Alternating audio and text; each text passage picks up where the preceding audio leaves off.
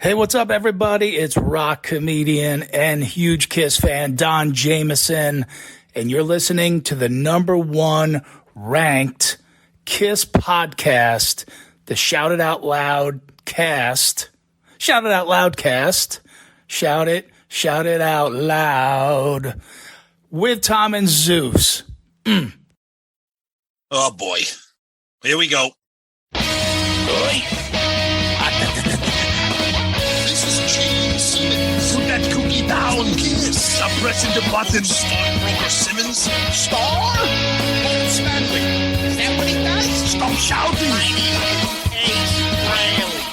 He's not what you would call a handsome man. Oh, no. Here come the Kiss times. Is that a positive thing? Okay. All right. I'm gonna grab me an ice cold mellow alcohol. Why? Why do that to the fan? Stop it. Why? Because fuck them.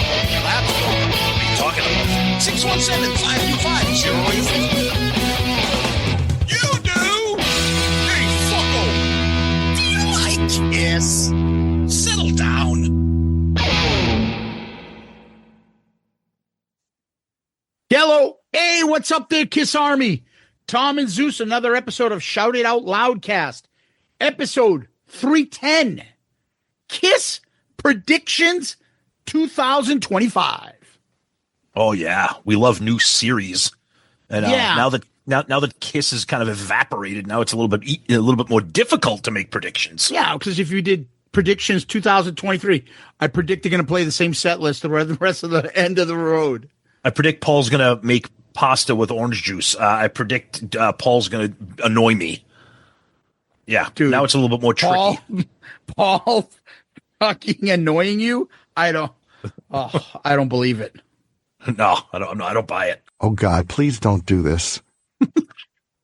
Sorry, Paul, we're doing it. Sorry. Yeah.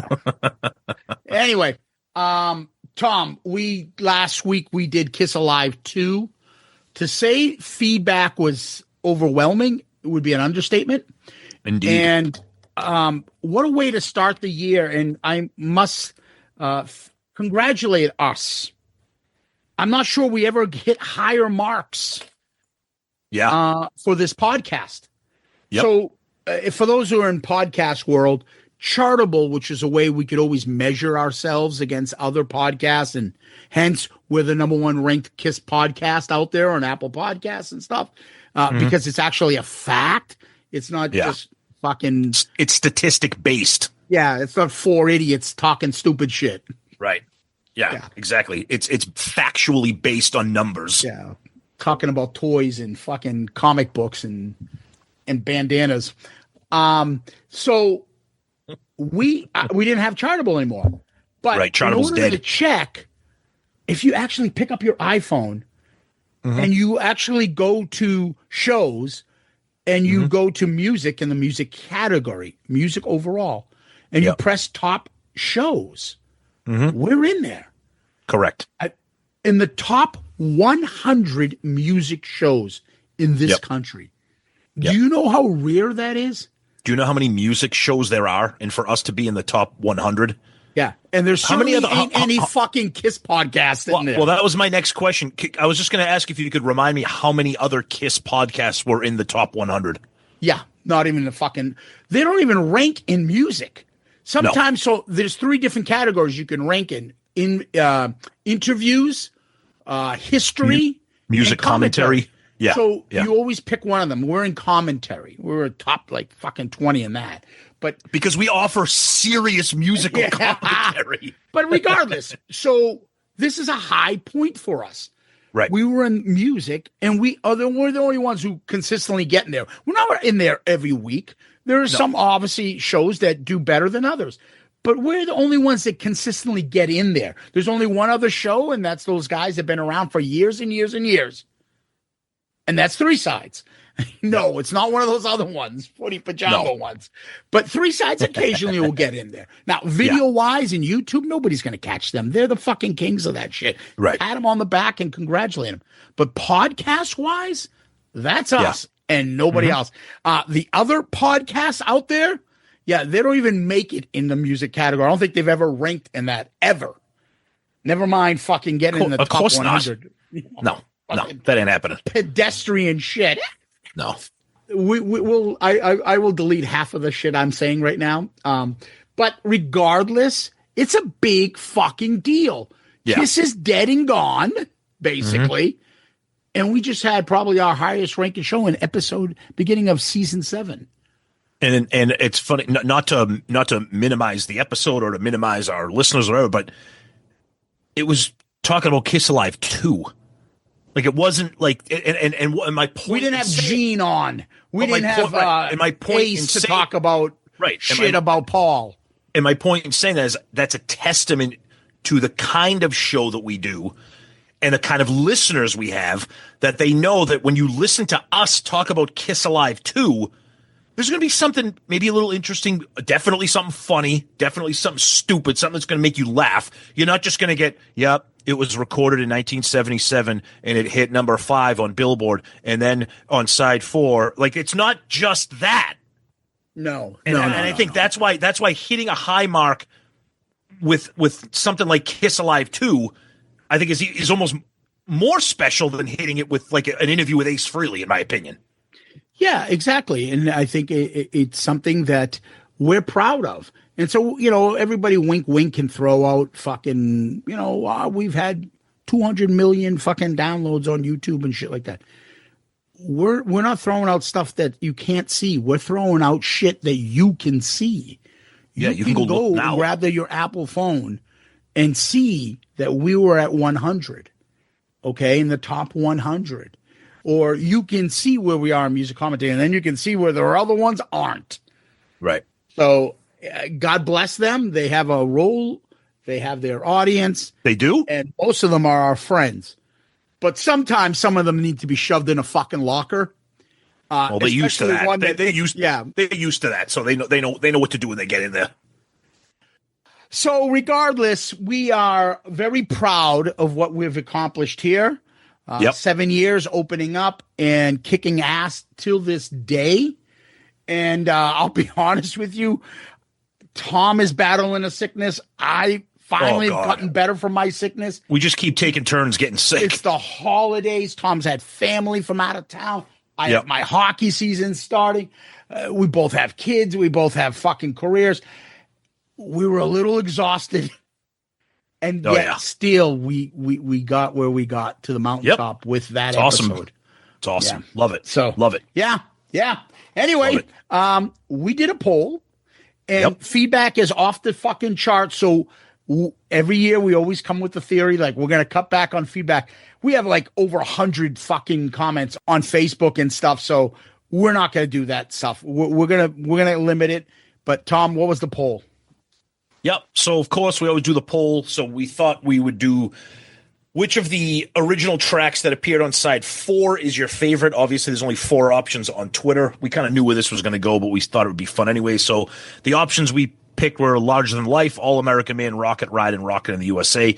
No surprise, Ace Cult is alive and well. Rocket Ride with 54%.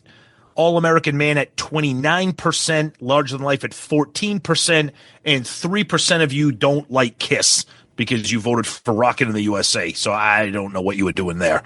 Couple comments here. Let's see. Yeah, everybody. Our buddy Tony from Restrained. Rocket Ride is the best track by a mile. That riff, the groove, Ace's best song in my opinion. Plus, it's the song that got my first gig in a band. And then he says, see Rocket Ride in the great book Raise Your Glasses for details. Yeah, Tony, a little teaser for our book Raise Your Glasses. So that was cool. Brian Krieger says, All American Man for the win here. As God of Thunder was always the Demons theme song, I've always felt this was the Star Child's theme. The guitar riff is to die for, and Paul's vocal is 110% pure and raw attitude. A true lost classic in my book. Brian, I could not agree with you more, brother. Love All American Man. Ace Frehley, not Ace Frehley, Ace Frehley. I love all of side 4, but Rocket Ride is just in another dimension. That blistering solo just murders.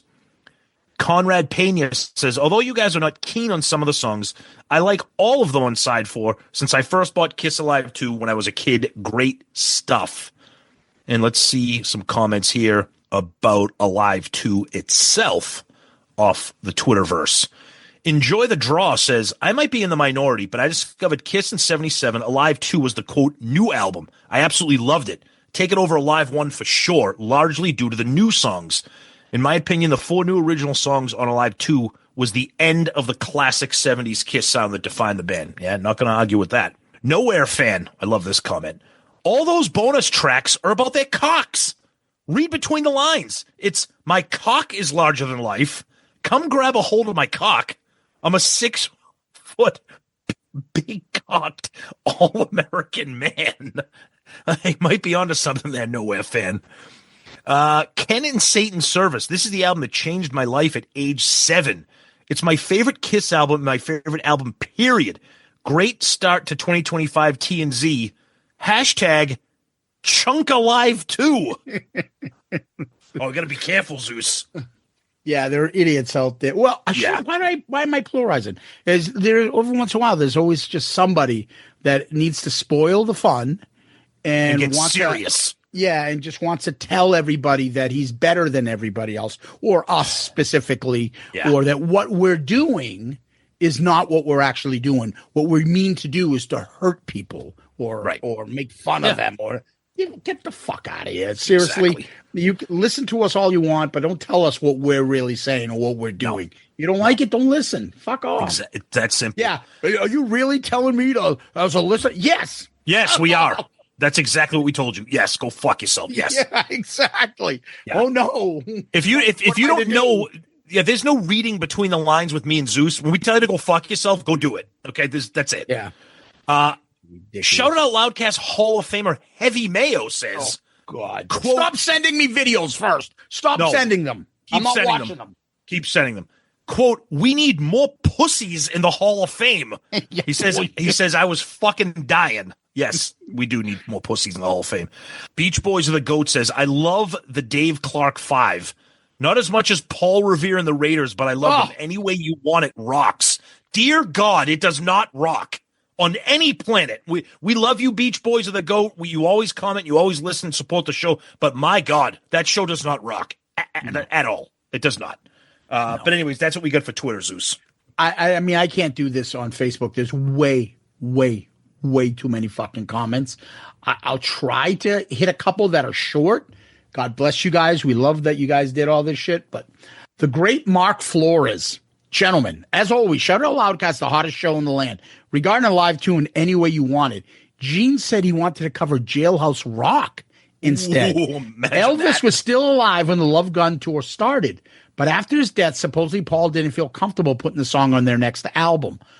It didn't stop him, however, from announcing Elvis from the stage August 16, 1977. In one of the rarest moments in any Kiss show, another artist's name was mentioned live on the mic during a concert. And then he gives us the YouTube clip where Paul Stanley says something about Elvis, which is his 90th birthday today. Amazing. Yep. Yeah. Great comment, Mark Flores. He always has something good. Anthony, don't call me Mike Cunt. Thanks, Tom Zeus, for another great episode. What a way to kick off 2025. Your review is, as per usual, excellent.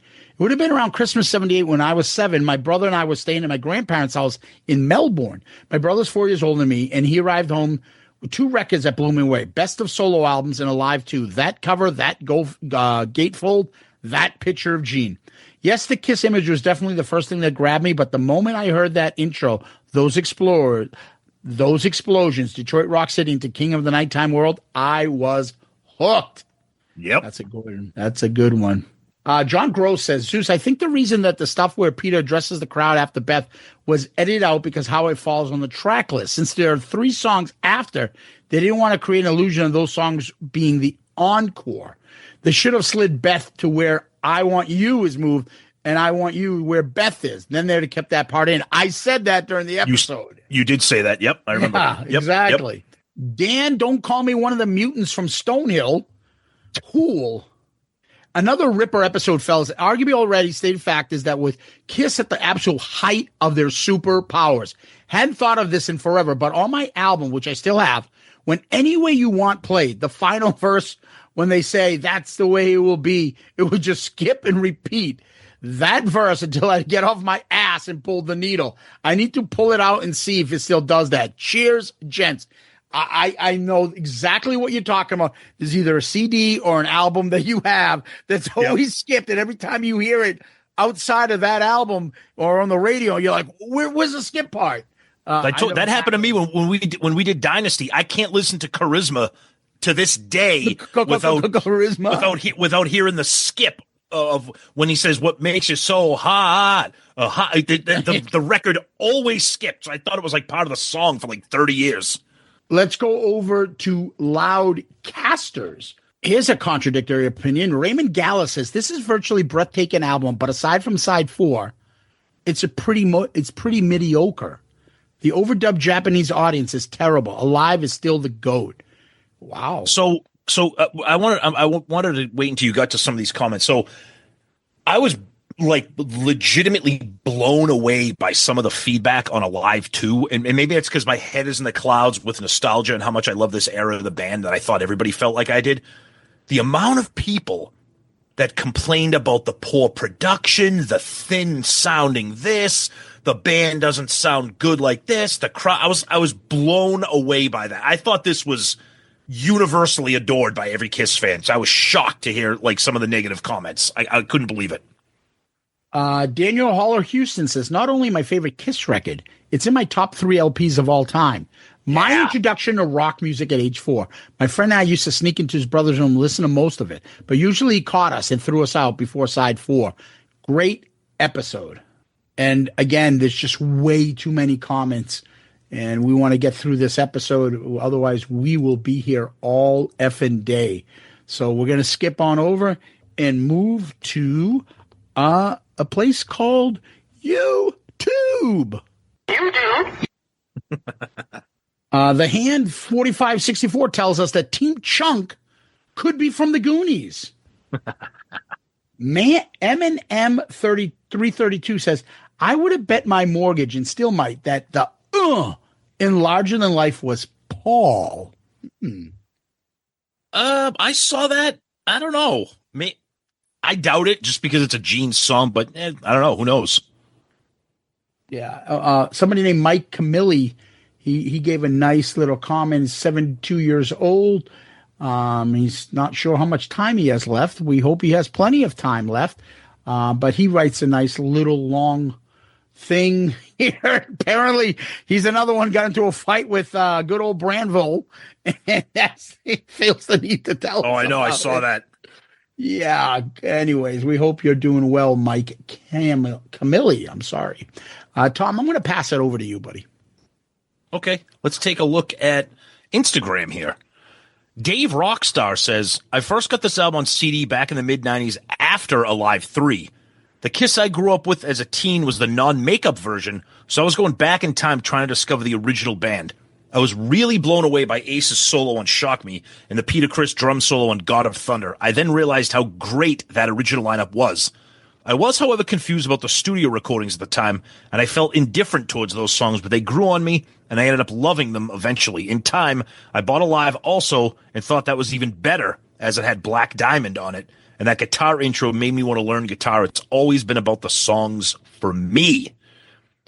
Junior Vintage says, my favorite Kiss live album is this one. However, I would scrap Rockin' in the USA for a stripped-down version of Mongoloid. Clark Side of the Moon says, I was 11 years old. I went to Musicland, to buy Kiss Alive. I saw this one in the Kiss section, was blown away by the pictures on the cover and the back. Told my mom I wanted this instead. She said, do you want this because of the songs or the pictures? She was right, of course, but this was the first official Kiss purchase for me, so holds a special place. Nice. And let's take a look at a couple emails that we got here. Our buddy Scott Greer, great review. My first Kiss record, it sounds just as magical to me now as it did when I first heard the needle drop. I agree, Tom. Many of these cuts have become the standard of the respective songs. The machine gun snare from Peter at the end of Love Gun fires me up every time. You can see why I Stole Your Love opened up some shows. The definitive version of God of Thunder appears here, from the tempo of the music to Gene's vocals. Amazing. I think I enjoy listening to the sound check of I Want You from the box set just to hear Ace mess up some of the notes. The side 4 tracks, minus Any Way You Want It, should have been part of a new studio album. Larger Than Life definitely has that Bonham drum sound. Maybe Kramer set up Peter's drums in the theater to get that bass sound. I do hate the fact that Gene doesn't even play on Rocket Ride. I guess this is evidence of the rift between Ace and Gene. As an extra note, the drops you play in the shows now, this is a fan-fucking-tastic addition to the podcast. My favorite sports station, The Ticket in Dallas, has been playing them for years, but they aren't going to drop a gold nugget like, quote, Ace was now, in Tommy's words, a fucking loser. I had nothing more than a stump on the right side of my head. God. Mark Bomer. Tom and Zeus, Happy New Year. This was such a great show about one of my more conflicted live albums in history. More on that in a minute. Oh, okay, Mark. I continue to appreciate your show and the thoughtful insights. I guess I'll never be a true Kiss tard for the simple reason that while I consider myself to be a fairly expert on our band and its history, I'm not ashamed to say I almost always learn something new about them from your show. In that case, the fact that multiple versions of Alive 2 exist. So very cool to know in the different tracks that are on them. Well, Mark, let me be clear. That is a typo on those. Those songs actually don't exist on Alive 2. They're just labeled on Alive 2. So when we talk about Take Me and Do You Love Me, they're not really on there. They're just accidentally printed on the sleeve of the album. While growing up in the 60s and 70s certainly had its drawbacks, what many can't even imagine was the huge power that the absence of the digital internet era had on my lasting memories of the band. Case in point, I first discovered that Love Gun had been released via a full-page ad in Circus Magazine. It was the Bang ad with the full album cover. Holy fuck, talk about your adrenaline rush. For Live 2, I walked into Camelot Music one day around Thanksgiving, completely oblivious to what Kiss was up to or plans for a new album. Like most record stores of the day, they were deep and not real wide, so they loved to use full mirrored walls on each side with rows of shelves to display the albums and make the store look bigger. I walk in, and on the right-hand side of the wall, the store had removed every single album from other artists and put in the Kiss Alive 2 albums from the front of the store to the back. Guys, I think you missed the mark on how great this album cover is since vinyl was the dominant mode of the day by far. Put it this way. The power of that visual with Kiss Alive 2 just screaming at me in that oversized font, dozens of copies spread end to end, was far greater than when I opened the gatefold. It was that powerful. Wow. As for the album, I agree with Zeus. Kiss Alive is the far better live album for 3 reasons. For the better version between studio and live, only King of the Nighttime World, Making Love, Love Gun, and I Stole Your Love are better on Alive 2 than the studio. Second, unlike the tracks on Alive, which desperately needed this technique, most of the songs on Alive 2 are needlessly sped up to the detriment of almost all of them. When they turned God of Thunder into was horrendous. Oh, wow. That is one example of many. Lastly, and it's probably just me, but the crowd noise is far too loud in the mix. The din created many times overshadows what you correctly called out about their improved skills as musicians and as a band. Give me the crystal clear sonics of Ace's live solo on Rock Bottom from Kiss Alive any day. All that bitching aside, it continues to be a frequent flyer in my rotation and certainly one of the greatest musical souvenirs for my teams. Gentlemen, thank you. Really looking forward to a great 2025 and grateful for the chance to be an avid listener. My best, Mark. Mark, you're the man. Thank you so much. Great, great, great email. And we're going to finish up feedback here with a big email from Chris Wolf, otherwise known as Jellyfist. Oh, boy. Hey, guys, for the last several years, I've thought about what I would say to you both, given the chance, and I believe it's long overdue. I'll never forget sitting in my aunt's living room in 1996 watching Sting on WCW Nitro, overhearing the adults in the room say that he reminds them of the band Kiss. I asked them curiously, who is Kiss, as my aunt hands me a photo of her dressed as Gene Simmons back in 1977. My 6-year-old brain could not comprehend what I was looking at. It was everything I wanted and more. Before my aunt could finish telling me she thought she had a Kiss record in the basement, I was headed for the stairs. I was lucky enough to find one record, that being double platinum, forever changing my life. I became obsessed instantaneously, so much so that my dad, who wasn't a fan growing up, became a fan as well, taking me to my first show on the farewell tour. It was wonderful to have someone who could share this passion of mine, but help make it flourish as well. Sadly, it was short-lived, as my father passed away in 2004, making it difficult to keep my fandom as full-fledged as it was.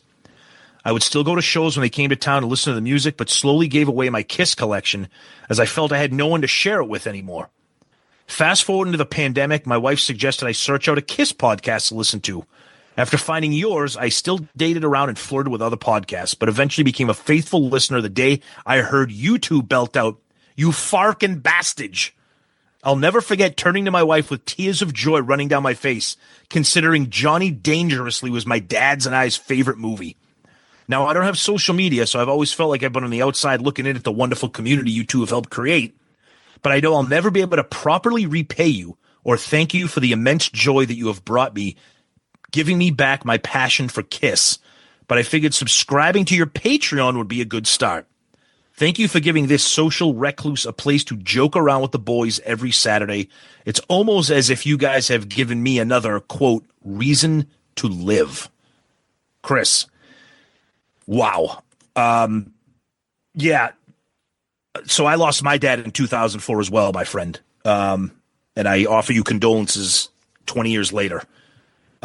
Your email was incredible, heartfelt. I love passionate personal stories like that. And of course, your Patreon support is amazing. So Chris, thank you so much for sharing that personal anecdote there. Great story. Love you, brother. And for that, you are the comment of the week, my friend.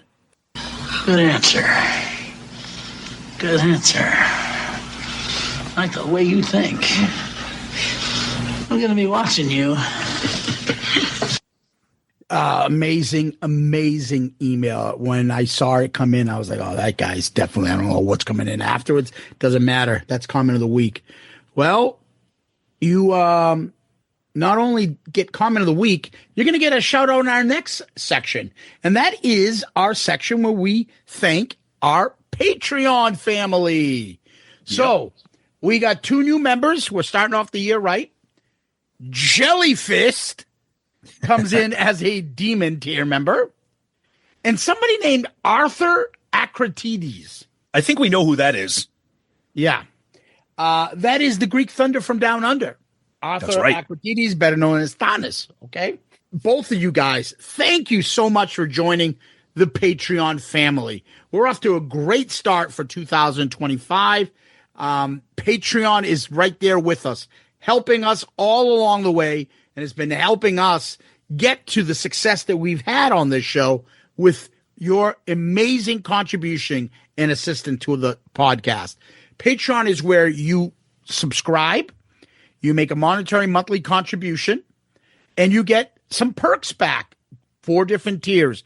You can get merch, you can get involved in the show, you get the ARC, you get the March Madness, you get the mailbag, you get the message boards, you get polls, everything. And you get to be our friend. Well, some of you. And Patreon has been there for us, helping us grow to tremendous heights. And thank you, Patreon. Thank you, Jellyfist. Thank you, Arthur Akratides. I can't even say that. Come on, guys. And we appreciate you. We thank you so much. Please, if you're out there and you want to help the show, please go to our website, shoutitoutloudcast.com, right on the landing page. It's there. Click on that, and you will go to Patreon, the website. Just look at the 4 different tiers we have, subscribe, and help the show. Thank you, Jellyfish, Arthur. We love you guys and our whole Patreon family. You guys rock. Much support. Thank you. Guys, you're amazing. You know, I hope you never get tired of hearing it, because we certainly never get tired of saying it, how eternally grateful we are for all of you. And it's just amazing to see the Patreon family grow, the community grow, and we love it as much as you guys love supporting us. So thank you so much. Again, Jellyfist, Thanos, everybody in the Patreon family, thank you so much. And if you're interested, if you keep hearing us talk about it and you're curious as to what it's all about, just go to patreon.com and search for us, or click right on the link on our website at shoutitoutloudcast.com. Tom, we go next to Kiss World. What's going on?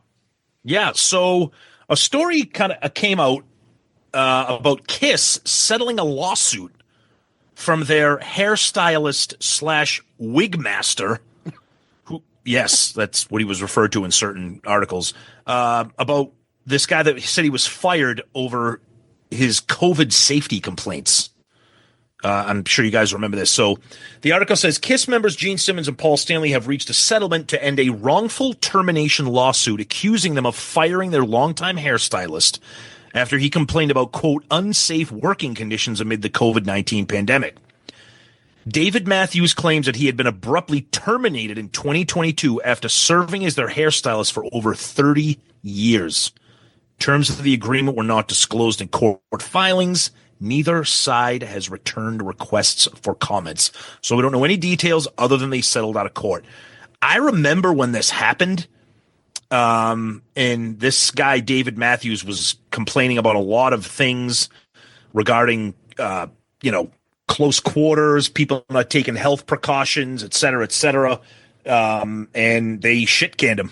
And he looks like he was in the right if they settled out of court. So kind of interesting to see some legal news with Kiss. Other than that, Zeus, I don't know if you have anything on your end. Not really much going on. Gene has added a few more dates to his Gene Simmons band tour. Unfortunately, still nothing in New England. Hoping that changes. Right now, the closest thing to us is New Jersey. So we'll have to see what happens with that. But, again, kind of quiet again. Yeah, it's the same old, same old. You're nothing new. Yeah. But regardless, we're going to move on and take a quick little break. And while we're moving on, I'm going to see if Ace is in a good position to help us with this prediction. I'm still hearing his fucking echo.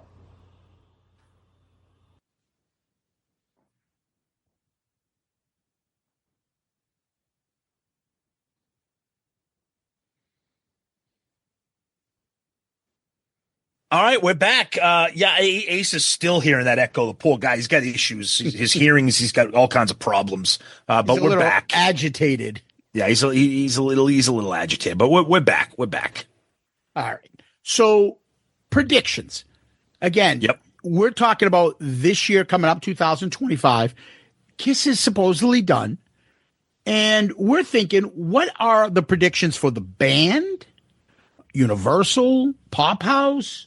The members, and have some fun with this. So, Yep. Tom, let's just start off with Kiss the band. Okay. What's your prediction for them this year, 2025? So for the band proper, based on what we're hearing, I don't think there's anything to expect from Kiss the band. We keep hearing that Pophouse and the Avatars aren't happening until 27. I don't think anything from the band, the four of them performing as Kiss or anything like that. My prediction is nothing, unfortunately. My prediction is another dead year for the band Kiss. What about you? I don't expect them. I think it's probably too late for them to do the cruise for this year. Yeah. I don't see them joining. Oh, American Music Awards. Kiss is performing. No. They're not jumping in and doing a one-off. It would be so ridiculed that it would make no sense for them to come back now. There's no demand for them to come back. So musically, I don't expect them as a band to wear makeup and all four of them be together. No. Especially, when I say all four, I mean Tommy and Eric. This year, in 2025, I predict nothing. Yeah, me too. And it's sad. You brought it up, and it's funny how this is like completely like Jedi mind tricked out of our brain. Like no one even talks about the cruise anymore. It's almost like we've been resigned to the fact that that's dead and gone.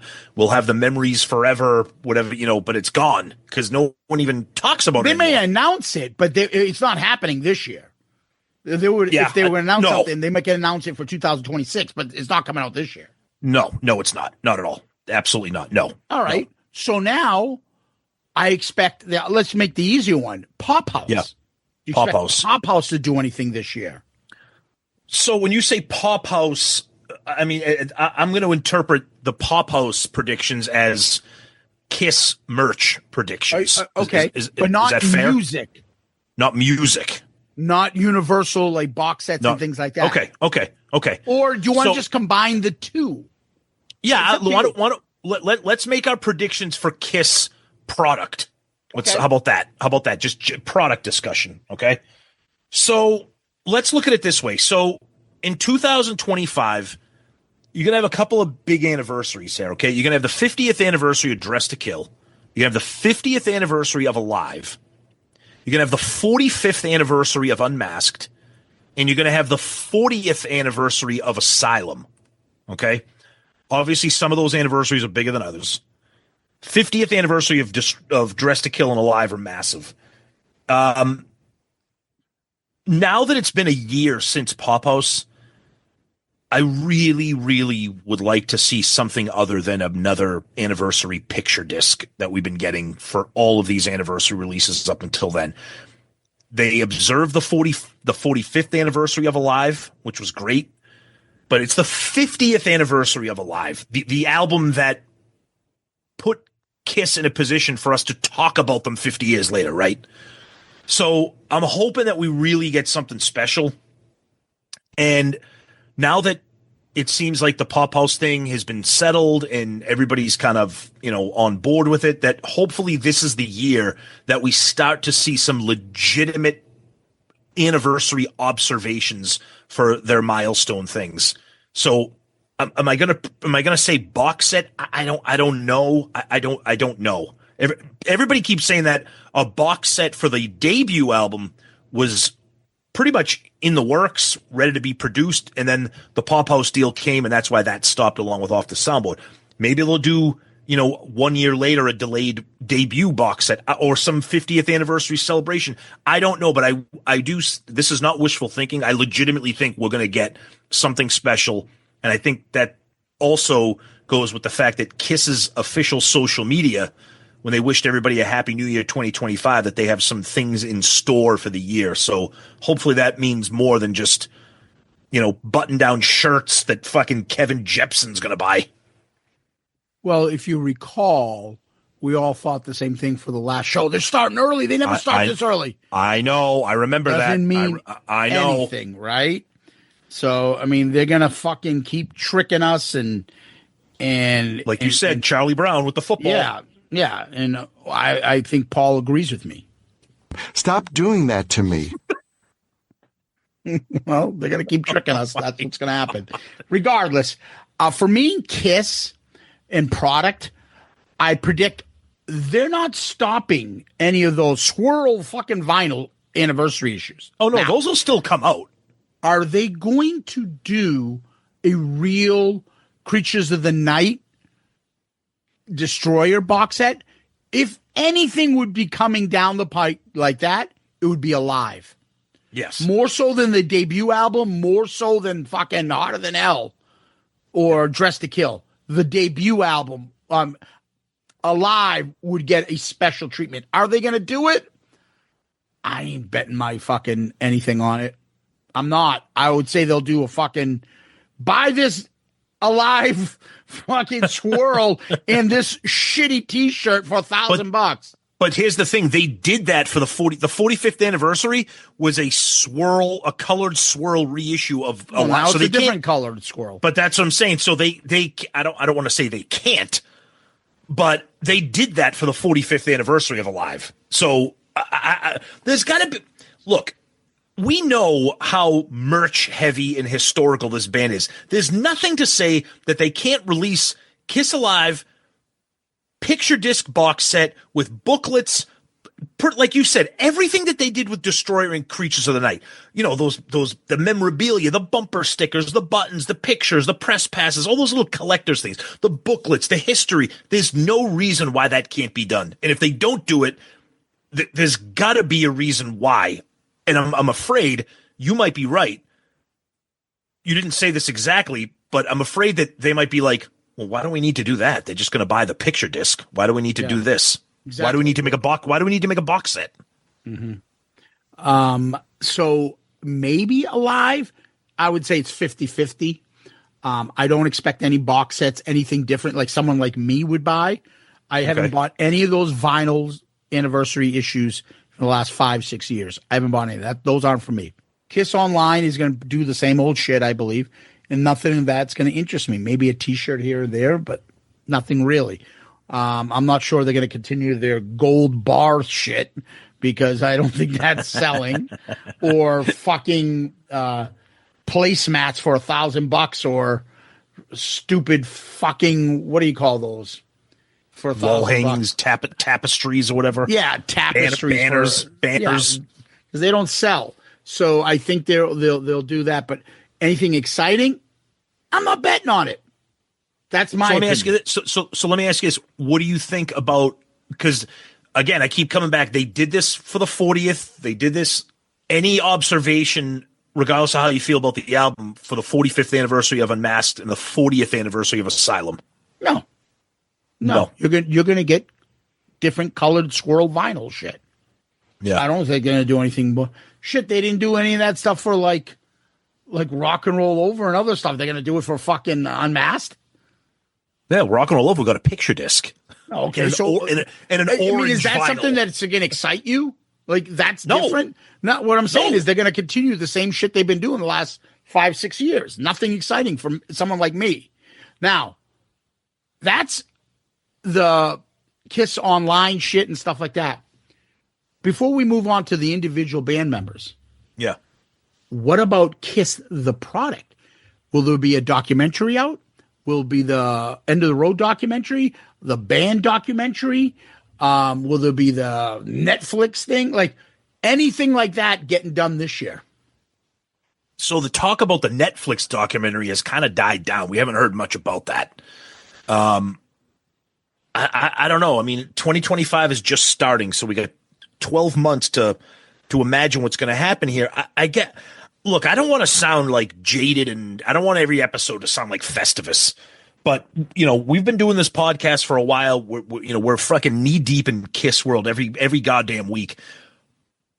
At this point, not to be completely cynical, but I guess I'd say more realistic. Why would we expect anything from why would we expect anything from them? The only thing I'm thinking is there have been the footy pajama people that Pophouse is talking to, and they're all hinting, they're at, does that mean they're going to give us the stuff that we want? So what do we get? So instead of a hidden hits playlist, we'll get a greatest hits playlist? Is that what we're going to get now? That'll be the opposite? No, I'm being fucking dead serious. From the people that brought you hidden hits, here comes greatest hits. Well, A lot of Kiss fans aren't the brightest people in the world. so yeah, that's what we're going to expect, Tom. Honestly, we're all going to fall for it again. Do I expect anything as good as the box set from Creatures and Destroyer? No, those were awesome. Now, let me ask. Go back to the other stuff. Is there any I don't think any project is that close, other than maybe the End of the Road documentary might be close to being wrapped up and out this year. But a Kiss documentary or the Netflix thing, I think nothing's happening this year with that. So let me ask you this, and I know obviously we don't know the answer, but let's theorize here for a minute. Why has there been nothing official for that final End of the Road show at Madison Square Garden? No CD, no colored swirl vinyl, no DVD, nothing. There's been no. Don't you think that is one of the most no-brainer Kiss products in the history of the band? We're going to put out just a CD. You don't even something. There's nothing. How? Because, and this is the truth of the matter, in my opinion. Go ahead, because I don't get Kiss it. Always used to say, for the fans, we do this for the fans, this and the fans. They always used to do that and maybe prioritize a little bit of that. Even when they did the reunion, they came back fucking over the top, crazy shit, fucking this, that. Yeah. Because they needed us. They don't need us anymore. Paul and Gene can have nice lives. They don't care enough to make sure that we get the shit that we really want or real fans want. It doesn't matter to him. Paul is a fucking millionaire, and so is Gene. No matter what happens tomorrow, Kiss will continue and do well. They don't need to do this shit. I get that, and I agree with you. And as cynical as they're that not may sound, hungry for us. They're not hungry to please us. But Universal Music can be hungry and do it. They have other products that are probably. They have other products that are way more exciting and easy to make more money. I mean, if you look at it, if you look at it too, don't forget, and sometimes I do forget, when the reunion tour took place in 1996, the Alive Worldwide tour. Think of that. There was no official release of that tour. There was no live album for that. It didn't come out until they released. Embarrassed about that shit. But remember, they never. You think he's proud of this shit? Wait a minute. This End of the Road sounds just like the 2 weeks ago set. Right, but we never got an official album of the reunion tour until they released Off the Soundboard at Donington 1996. They never released an official live album for that. I mean, they might have released like the Millennium Show or something like that, but that was different. So I don't know. I just feel like whether it's Universal Music, Pophouse, or Kiss, I don't understand how they have not released anything, not even like a magazine, a friggin' something. I don't understand what's going on, and I know, forgive us if we sound like broken records or if I sound like a broken record. What in the fuck did Pophouse spend all this money on? Have you ever in your life seen an acquisition where there's nothing to show for said acquisition? I have all those fucking artists that you hear about all the time, fucking Bruce and this person, they're selling their fucking their catalog for this many millions of dollars. But I don't know if there's any projects. Tell me the guy that sold his catalog for millions and millions of dollars, and that there's a big new product out for them. I'm not even saying new. I'm saying you those artists. They're not that we need this from Kiss, but they're releasing compilations. They're releasing CDs. Are they? I don't know if there's any those big name artists that sold their catalog for millions of dollars. What are they putting out that's fucking ground shaking? Like nothing. I don't know of anything yet. Maybe they're all just like, I'm just selling the music on radio, and we know we'll have it in perpetuity, all the fucking rights to this music. Maybe that's it. I don't know. It's just depressing to me as a Kiss fan to think that the band just evaporated, literally evaporated. So what do you expect them to have out this year? Okay. If I'm a betting man, we're going to get more of the colored swirled vinyl bullshit. That's definitely coming. All right. But what about fucking Kiss stuff? Non-fucking Kiss Online shit. Talking documentaries, movies, nothing. What? Nothing. You don't think the End of the Road documentary will be out this year? No. I think that will. No. I think it's going to be another year of keeping Kiss fans afloat with more Kiss Online products. I don't think there's, like you said, why? The band doesn't care. Why are they going to put a documentary out? They don't care. Because I'm just saying they don't care about getting it all done quickly and, feed that thirst that we're all asking for. It's not a fucking priority for them. How easy would it have been to release that pay-per-view on a Blu-ray? They didn't even do that. Because they're fucking stupid little shit mistakes and things like that over here and there. And Paul is Paul. Right. So anyway, all right. That's the band. That's the product. That's the merch. Yep. Paul Stanley, what do you predict 2025? Soul Station. Tour or album? Oh, he won't. Well, if he releases the other album in the first half of the year, so Soul Station Part 2, whatever you want to call it, I think that's going to come out. And if that happens in the first half of 2025, he will do some kind of club tour for the second half of 2025. That's my prediction for Paul. That's definitely going to happen. Kiss-related things with Paul? No, nothing. Okay. What about you? Musically, I don't expect him. I'm not sure. Unless Paul can do something with his voice, I'm not sure he really wants to hear more fucking lip sync shit. I'm not sure he wants to put himself out there. Maybe he'll do an album, but I don't know if he'll want to go tour. Yeah. I think he can sing the Soul Station songs. I don't know, because if he can't, I don't see him. Like, he just finished up, and I don't give a shit. That guy is so mentally fucking irregular that that put it fucked nicely. with his head. Yeah. I And agree. I don't want him. I don't think he wants to be embarrassed or hear more accusations or anything like that again. So unless he can do it, I don't see him doing anything. I see him maybe doing a studio album, maybe an EP of some tracks with Soul Station, a couple of new songs. That's it musically. I don't Where see the him doing production anything can with fix Kiss. it. Yeah. And that band of his is incredible. So, but I don't see him doing anything musically. The rest, I see Paul doing more art exhibits. It's easy money and it flatters his ego. Absolutely. More cheesy interviews where he gets to pontificate and people get to be astounded by how articulate he is and how smart he is. But do you think Paul matters enough anymore that people want to interview him anymore? Yeah, absolutely. You do? Yeah, absolutely. Okay. So that's who I think Paul's going to be. I think he's doing more art stuff, maybe does an album with Soul Station, but that's it. He ain't doing Kiss shit, and he'll just do interviews where he, makes Talks everybody about- think he's impressive. Yeah. I agree. Now, Gene.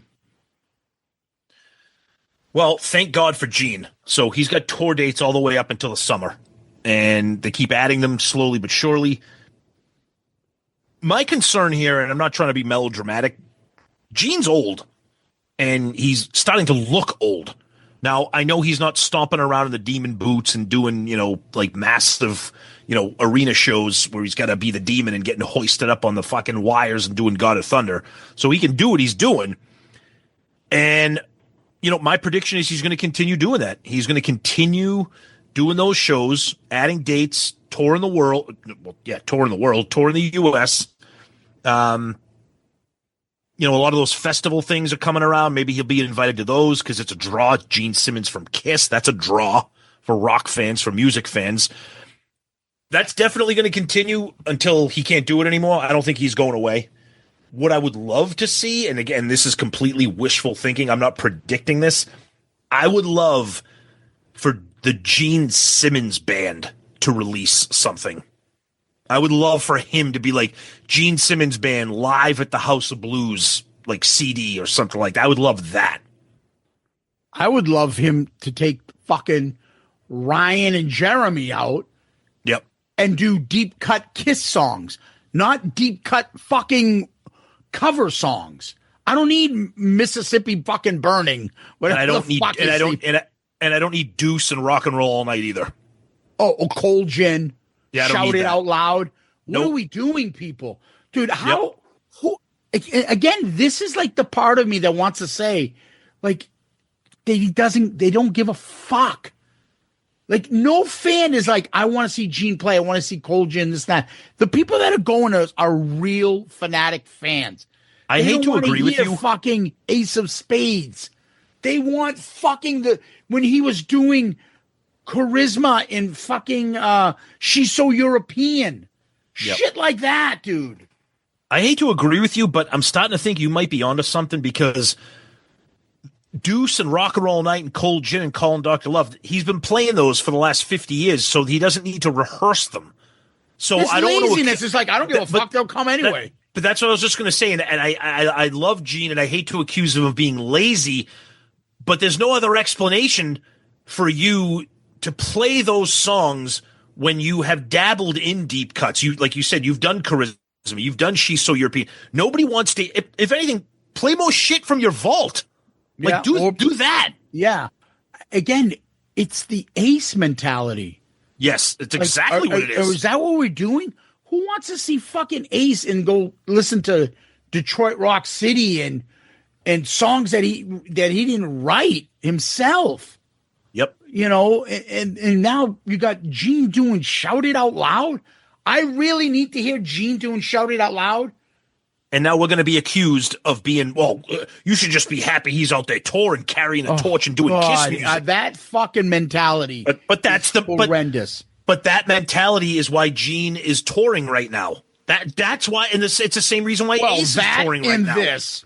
Everybody wants more money. Right? Let's be blunt. And he doesn't have to work for it. And he talks about the fact that he makes more money on these fucking concert dates than he did when he was in Kiss because of the big overhead in production. It's true. It's true. So, all right. Tommy Thayer. Tommy Thayer is living the dream right now. He's looks like, what is he, a grandfather now or something like that? Or I don't know, but he was in a photo with some fucking chick with huge melons. Smoking hot chick. I don't know who that was. The Tommy thing is probably a little bit more surprising than anything because he's young, he's healthy, he's in great shape, he can play. But again, these guys have been doing it for like 40 years. Maybe it's the same thing when you see any other professional. They're like, yeah, I can do it. I just don't want to. I'm retired now. I want to spend time with hot chicks and my daughter in my vineyard, in my friggin' race cars. And like, but we're fans and we're like, yeah, that's great, but we want more from you. It's like, anybody that's professional or something, they're like, oh, gee, how come you stopped building houses? You're really good at building houses. I thought you liked building houses. Oh, I do. I just been doing it for 40 years. I don't want to build houses anymore. I'm done. What's your prediction? Nothing. I don't think he's going to do anything. I think he's going to continue taking pictures and post them and just living the high life and enjoying being Tommy Thayer retiree. I don't think if he does anything, depending on where Gene's tour takes him, if he goes to a place where Tommy is, we talked about this before, maybe he'll pull Tommy up on stage for a couple songs. But I think in terms of Tommy performing any organized things or doing any organized music, I don't think it's going to happen. I think Tommy's done as well for at least this year. I don't expect him to do anything other than jump on or do a hop on. Hey, fucking Whitesnake was playing over here, and Tommy Thayer jumped on to play a couple songs. Like, he's done for now, for this year. If he jumps on with Gene for a song here and there, some charity event, some golf tournament, he'll be putting photos up there. And, he's laughing and smiling and enjoying his life all the way to the bank. And, he's retired. Fuck themselves to all the Ace Cult members. That's how he looks at it. I agree. He doesn't need to. I don't expect any new music or new music venture from Tommy Thayer at all. Nope, me neither. Nope. Eric Singer. Well, normally I would have said kind of the same, except for him coming out and performing at Kiss Cancer Goodbye. That kind of was very interesting that he did that. The only thing is, I don't know what he's going to do next. I mean, he's Paul's drummer for Soul Station, so if my prediction about that comes true, then obviously it would mean that Eric Singer's doing that. If there's some more Kiss events, if Neil Davis does another Kiss thing, I don't know, in the summer or in the fall of 25, who knows? But again, these guys are retired now, so I think they're just going to fuck around and dabble in one-off events if they can find them. Kiss Cancer Goodbye was a charity event, and Eric took advantage of it. I just think the days of formal activities are over for these guys, unfortunately. So no music, anything like that from Eric Singer this year? Other than being Paul's drummer for Soul Station, no, nothing. I think it'll come into fruition with another member we're going to go to next. Okay. I think that he'll play on a couple people's albums. I do. Okay. I think the next person we're going to talk about may have an album coming out, and I think he's going to play on it. And I think he'll enjoy it. I think he'll jump on stage here and there with people. I think he likes being recognized as, a drummer that's a fantastic drummer, and he's get his own share of the limelight. I don't expect him to do a solo project this year, maybe in the future. I don't think he's done musically. I think he's got more in him. I hope. I'm just talking about my predictions, but I hope you're right, because I know we gave him a bunch of shit for when he was drumming with Kiss and folding laundry and stuff, but the guy can fucking play, and I'd love to see more from him. All right, let's move to the next guy, and that's Bruce. So let me take the lead on this one. I think Bruce is going to release an album this year. I really do. I think he's got an album in him, and I expect an Eric to jump on it, maybe a Tommy to jump on a song, maybe Gene. It won't be Paul, but a Todd Kearns, a Zach. I think Bruce has got an album in him, and I think Bruce has got the itchy feeling that maybe he can get a couple dates together with the Bruce Kulick band. That's what I'm hoping for. That's what that's my prediction for this year for Bruce. When you say album, do you mean like another, like a BK3, like just like original music type thing? Yeah, I do. I think he's got it in him. I think he's been working on that stuff, and I'm hoping he does. But that's what I think. That's what it's in store for Bruce, and I think he'll do a lot more. He'll be on social media. He'll be doing like Creatures Fest stuff, and I hope that he'll do a couple dates with his band. Yeah, I hope. Bruce is an interesting one because when we talked to him, you know, he did talk about his book, or not to us, but there is a report that he finally wants to do a book. No way that's music out this year. though. What's that? No way that's out this year. No, probably not. No, I'm just talking about things that he wants to do. I would love to see new music from him because I raved about BK3. I can't wait until we do that album when it comes time for, like, you know, Kiss Family Tree type albums. Anything Bruce does is always good. So yeah, he loves to play. He's not going away. Whether it's Flapjacks, Waffles, or a new album, Bruce ain't going away. So he'll be around. I'd love to see some Kiss shit from him too, because he's passionate about his era of Kiss. But I think Kiss that might shit be. Can he do? Well, I was going to say, I think that just might be resigned to the event, you know, like the Kiss Cancer Goodbye events that he does and plays and does stuff like that. I don't think other than that he's going to be Kiss involved. But anything he does, I'm a fan of. So I'd love to see an album as well. Okay, but no prediction for anything? Yeah, no, I'm not going to predict that he's going to do music this year. I just predict we're going to just get more of what we've had from him. Some social media videos, things like that. I think your prediction's a little bit stronger than mine. I'm not sure we're going to see anything new from him in 2025. All right. Let's go to the former members. Let's go to Ace. What do you got from him? I predict he'll be dead this year. I'm kidding. I'm kidding. I'm healthy as the pig and shit. So I don't think your prediction is going to come out strong, Tom. Ace is not going to stop touring. They are going to have to drag his carcass off the stage. So Ace will continue to tour, and he's not going to release an album of new music because 10,000 Volts just came out. He will release some kind of live album or some kind of, you know, he loves doing his live albums or his greatest hits live or whatever. He's going to do something. He'll put out more product, and there'll be 6,200 variants of it in different colored swirled vinyl. But I think as long as Ace can stand upright, he will continue touring, and he will definitely release some kind of new Ace Frehley album. It's not going to be new music. Maybe it'll be an EP or something live. I'm not sure who the fuck would buy a live album from the shows he's doing now, but it's out there. But yeah, Ace will definitely be touring, and you'll see Ace product definitely, I think, in 25.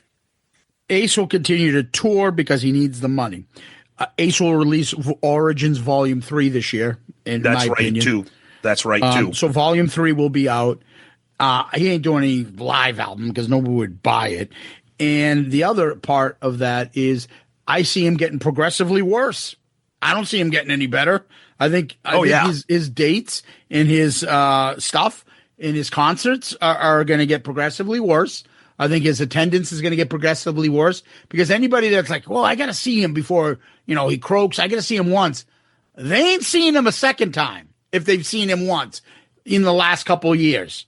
And I think he's just going to string it along. And unfortunately, it's going to take its toll on him, the poor guy. He needs to fucking get his shit together, take some time off, do like Peter, live the Peter lifestyle, but he can't because he owes the IRS money. Yeah, you answered one of my questions. I was going to ask you. I'm like, do you predict? You answered it already, but that attendance. He keeps touring because he keeps selling tickets, and I think people aren't going to quote unquote hear Ace. I think they're going to see him because they want to see Ace. And we've seen it. We've heard it from the Ace cult. I've seen it and heard it. that we get yelled at by people for picking on Ace. The legacy he's created. Yeah, that's great. We're honoring all that. But if you want to pay $80 to go see him barely carry a tune, his tickets are getting more expensive. Yeah, he's going to smaller venues. Exactly, and he's like, trying to do more expensive meet and greets and stupid shit because he's too old. He doesn't have the energy. He can't do it. That's right. But he's not going away. He is not going away. No, if you want to see Ace, you'll find him if you want to. I think he'll be out there. He'll be doing his thing. And if you really want to think about it, you could say, well, he's the only one really performing out of Kiss. That's right. Yep. So that's him. Let's go to the other founding member, Peter. What do you think? Man, my prediction is different than my wish list. I just predict nothing. I think, occasionally you'll see some pictures of him maybe at like a some kind of Comic-Con type of event or some kind of charity thing or something. I love Peter. We love Peter. I love to see that he's aged gracefully, that he's not doing what Ace is doing. But in terms of predictions, he's older now, and you can see I just don't think we're going to get much from him this year. Maybe an appearance here or there. I just predict he's going to live his life like he's been living his life the last few years. He'll join a Comic-Con, 2 or 3 of them a year at least. Yep. And just put out pictures on his birthday and wishing everybody the best. That's it. I don't expect much more from him. No. I don't think he's going to be starting fights with any of the band members. I don't think he's got any new product that's going to be going out, any music or anything like that. I wish he would put out but there's probably no good recording of it, his last concert that he did in New York, like something like that. But I don't see him doing anything like putting out some unreleased material, putting something together. I don't see musically anything else out there. And then socially, just doing what he's been doing the last few years. Our buddy Vinny. Oh boy. I don't know. All that weirdness on that Facebook page that went away. That died. That went very quick. And nobody knows. I mean, that wasn't Vinny managing that page. Being the administrator of that page. But I think it's going to be the same. I think you're going to continue to get some weird social media posts, some false promises, some hollow promises about Guitarmageddon Part 9 and all this other shit. I don't think you get anything from him. I still think it's a miracle that we met him and got our picture taken with him and were able to corral him into a location with, the Creatures Fest event. I don't know. It kind of sucks that these guys are all alive and well relatively and they're not doing anything. But I know that's the fan in me speaking, but it's too bad. That nobody can get anything together and do it. But I think you're just going to see another year of weirdness from Vinny. And that's about it. No music, no nothing. Yep. I agree. I think he's not going to change his schedule in the last few years. Every once in a while, he'll have one of those Vinny events, get top dollar from about 100 people. Or what am I saying, 100? What am I talking about? 50 people, if that, and live his life that way. He'll talk about music that's going to come out. Sneak peek shit, something's coming, nothing's going to happen. He's going to be the same old Vinny. There won't be any more music. There won't be any tours. There won't be any of that stuff. It's the same old, same old. That's my prediction. Sorry. No, I agree. All right. I know Eric Carr has passed, but his family does do stuff. Do you expect any new things from Eric Carr's family? I do, and I'll tell you why. Because recently they've been doing stuff for Record Store Day, releasing unfinished business, releasing some picture discs on, some of the other material that he did. So I do think that his family, his estate is going to continue to try to keep Eric's legacy alive. I don't know what more they can do. We got that little box set collection of unfinished business. We've gotten a couple other recordings from him. I don't know what's left. I think it would be great to get more. But yeah, I think we'll get something more from him. And it seems like the last few Record Store Days, those special releases have been coming out. So I think that'll continue. And I definitely hope it does. Yeah. I think there'll be something new. I think that's going to be a new annual thing. The Carr family's going to put out something new coming out. I think there's the documentaries going to be coming out too on him. I think there'll be some stuff there that Eric Carr's family, Loretta and them, will keep Eric out there for us, the fans. And I'm happy and excited. Now, I believe the last member of the family is Mark St. John. I expect nothing. I don't know anything that he's done anything recently. I don't expect anything to continue after that. Yeah, there's nothing there. So that's our predictions. You tell us your predictions. Which of our predictions do you think will come true? Which do you think will definitely not come true? And let us know. I think this is going to be our annual episode because we don't know what we're going to get every year with Kiss going forward and stuff. It's all up in the air, and it's fun to speculate and think about stuff, and it's great. We'll see at the end of the year how many times Tom and I get to say to each other, hey, you predicted that. Hey, you thought that. We'll see. We'll see what happens. Final thoughts? Yeah, you know what I was thinking as we're talking? We did do one prediction show before. Do you remember what it was? Yeah, it was about the set list for End of the Road. How fucking good did that come out? That's right. Yep. So we have they're going to play Mr. Speed. Yeah, then they're going to play. They're going to play Fractured Mirror. Secretly Cruel. Then Ace comes out for an encore. Now, we want to hear your. We want to hear your predictions, not your wish list. This is not. Yeah. This is not a wish list. Oh, the band's going to reunite and fucking. No. Yeah. No, a prediction, a legitimate prediction, not a wish list. That's a separate episode, maybe. Yep. Tom, what we do next is we go to Question of the Week. Yeah, and this one comes from our buddy, longtime supporter, and Patreon, Bobby Kenner. Hey, boys, hope your week is going well. Have a question for you. We all know that Gene and Ace are well aware of your podcast, and assuming Peter is too from when you met him. Do you think anyone in Paul's circle has ever said, hey, these guys, Tom and Zeus, run the top-rated Kiss podcast and are helping keep Kiss alive and out there? If so, makes me wonder what he thinks of it. Looking forward to what you guys do next. Hate that I missed the last Zoom hangout, but had a family obligation. Will for sure try to make the next. Bobby, love you, brother. Zeus, go ahead and start. No, but I will say this. We've had many friends of the show that have been on the show that not Gene and Paul, but we would say something and he would say, they hear everything. And I'm like, yeah, so the stuff that we talk about, he goes, they hear everything. And what the insinuation was, because these people were real good friends with one specific person. Yes. And that's Eric Singer. And Singer goes and yaps to them about it. Hey, did you guys see fucking Ace fell down and in the show? Oh, did you guys hear that they're saying this and this and that? Apparently, Eric, but they're not all four of them hanging out anymore recently.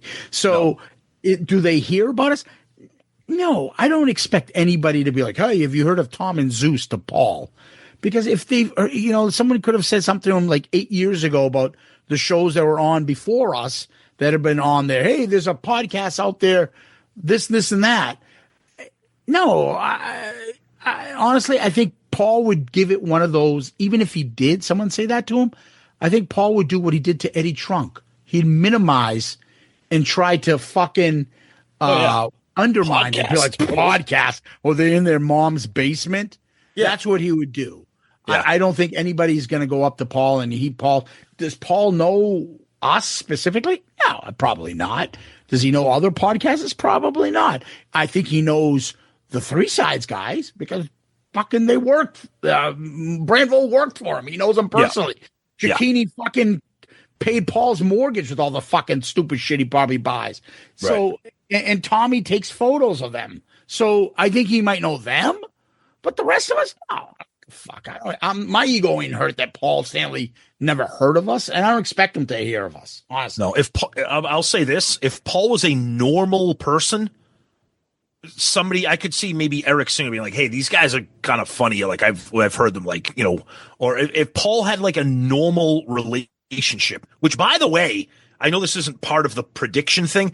I don't think Paul has a relationship with anybody in Kiss right now at all. At all. That's out there. But the thing is, Needless to say, I didn't have a lot of friends. No shit. what I would get back and say is, I think Gene knows us. I know. Oh, Gene yeah, knows us. Of course he knows.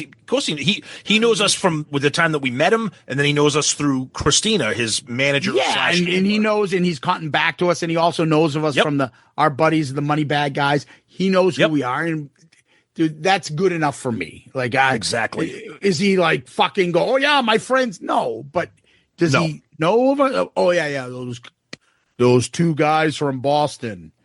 You know, yeah. Okay. I just think Paul is such a weirdo, antisocial, standoffish kind of guy that like he probably doesn't listen to anything or have anything in his world about Kiss right now, in my opinion. Yeah, but great question. Thank you, and we got that one from Patreon. That's right. Love you, Bobby. Yes, that's right. You can Patreon. You can send us questions right through Patreon. You don't even need to go through the email or social media. Right through Patreon, direct message. Yep. Tom, where can people find us?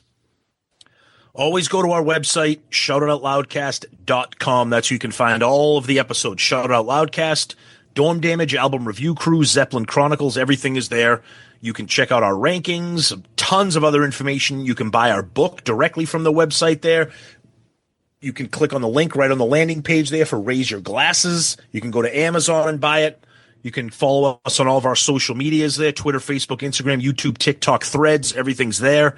Links to our Patreon, links to our Amazon shopping page, links to our Shout It Out Loudcast merch. It's all there.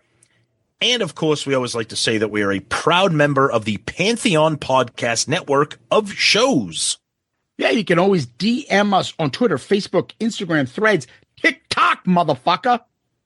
Check out our Spotify playlist where you would search Shout It Out Loudcast and go to our profile, not our podcast. And there you can see from different episodes our playlist.